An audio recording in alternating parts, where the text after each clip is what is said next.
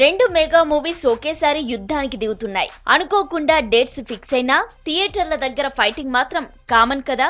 అందుకే మరి అల్లుడే వెనక్కి తగ్గనున్నట్లు తెలుస్తోంది. పవన్ సర్దార్ గబ్బర్ సింగ్, బన్నీ సరైనోడు రెండు సినిమాలు ఏప్రిల్ 8న రిలీజ్ చేయాలని డిసైడ్ అయ్యారు. ఏప్రిల్ 8న బన్నీ బర్త్డే కూడా.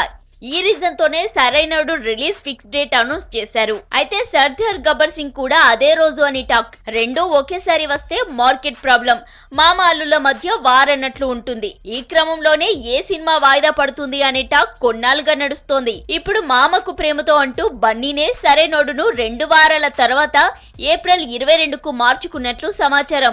మూవీ పోస్ట్పోన్ పై పవన్ ను అడిగే ధైర్యం లేదు కాబట్టి ముందే వెనక్కి తగ్గితే బాగుంటుందనే ఉద్దేశంతోనే ఈ నిర్ణయం తీసుకున్నట్లు తెలుస్తుంది. పవన్ మూవీ పోస్ట్పోన్ అయితే బన్నీకి భయపడ్డాడనే టాక్ వస్తుంది. బన్నీ తగ్గితే గౌరవంగా ఉంటుందని భావించారంట.